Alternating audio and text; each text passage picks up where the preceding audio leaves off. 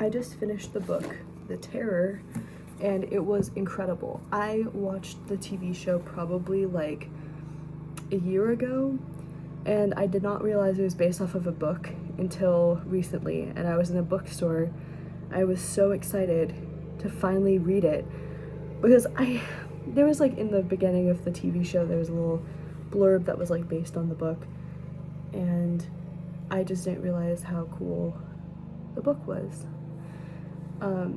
But the TV show was incredibly eerie and sad and horrifying and disturbing. And so I was hoping that the book would give me a little bit more context because I felt like the TV show was a little bit rushed. It felt like they were just bouncing from time frame to time frame. But after reading the book, which is 766 pages long, I realized that it's because the book covers probably like, well, if you count the ending chapter, it probably covers like 20 years, maybe more. But maybe it's like 10. But the first couple chapters, by first couple I mean like the first 20 or so, cover probably like 3 years of them being stuck in the ice. And I feel like this is a hard book to spoil because there's so many specific small details. But if you know Shackleton, it's very similar to that. I mean, it's just all the explorers that tried to make it through the Northwest Passage and kind of the fates that they suffered trying to do that, all the things that they ran into. There's like a million different dangers. There's the cold, there's the ice, which is the obvious one because they're in the Arctic. Obviously there's native peoples because they're in the Arctic, but there's also stuff like a weird spirit polar bear that's hunting them, and then there's also other sailors because they're hungry. There's also disease like scurvy, and what was that? There's another one. There's scurvy and another thing. I think they call it like consumption or gout or something, like one of those old words for it. But essentially they're all sick, and also they all have frostbite, and they're gradually having parts of their bodies chopped off in order to stop the frostbite from spreading and necrotizing. And it's just like they're losing all parts of themselves. They're losing their humanity. They're so desperate that they're doing things that they never thought they would have to do to survive. And it just gradually gets more and more dark and hopeless. And then, but I don't remember it in the TV show. I really don't, and maybe they didn't.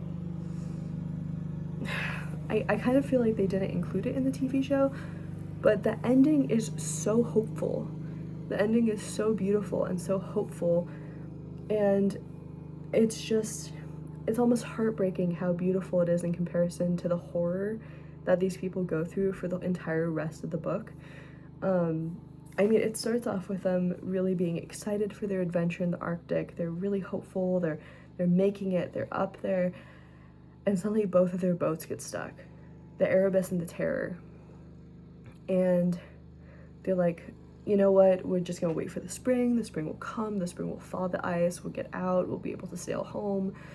Spring comes, the ice doesn't melt. The ice doesn't melt, they're still stuck, they continue being stuck. And then 3 years go by, and they're slowly running out of food. And they find an injured Inuit woman that they name Silence. Her name isn't Silence, her name is, Silna. Her name is Silna. And we find that at the end of the book. But she is described as looking very youthful, but she has her tongue cut out. She can't talk, and that's why they call her Silence. But things kind of gradually start to happen around the ship. There's kind of some strange goings on, and they call Silence a witch, because obviously they blame the woman that's on the boat, but whatever.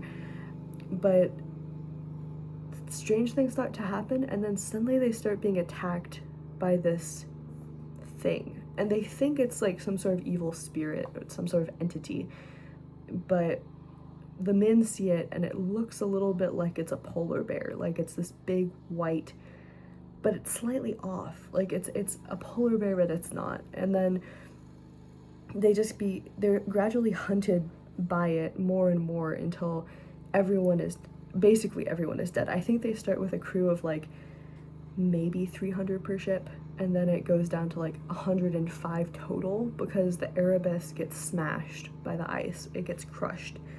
The ice flows collide and the ship just breaks. And so they have to evacuate that ship and join the crew of the Terror. And so all the captains are on the same boat. I think there's like 10 captains total. One of the pages, I don't remember where it is exactly, but there was a list of everyone who dies, and it's really rough. I'm in the 700 something pages. I'm not gonna be able to find it. Silly of me to even try. I just thought if I flipped through, because I remember what it looks like. No. Anyway, there's like this list, and it's like essentially 20 men died in one day, and it was from various things. It was from disease, it was from, I think someone shot someone else, it was like, just everyone is, I think it was specifically, they had this like ball that was supposed to represent a Venetian carnival, and during that they got attacked by the weird spirit polar bear creature thing, which I think is called something like a Tanak. I can't pronounce it, but they only find that out later. That's a later revelation about what kind of creature this is. And of course it has to do with Silence's missing tongue, but I'm not going to explain how. Oh my goodness, I'm never going to be able to find this. Anyway, they have this Venetian carnival where they're trying to celebrate, you know, being alive, the people that are left, and they get attacked by this creature and everyone starts dying. And then after that they decide that they're going to split up because they only, I think, have like 50 people left or something. So they have two groups of like 10 people or so, like go out. It might have been 20 each, you know, like, because some people stay on the boat, but two groups go out, and things don't go too well for them. One of the groups finds a rescue party. They go the right direction, they go to the right location, they find the boat. The other group that was sent in the opposite direction gets a little hungry and starts eating each other. And that is terrifying. It's like the worst possible case scenario. Anyway, it's a really intense book, and it is very long, and if you're looking for a saga that will keep you totally engrossed in it, definitely worth it. It is like historical fiction, so if you like that genre, I would recommend it, but it's intense, so just be warned, and I think you can skip some of it if it's too much for you.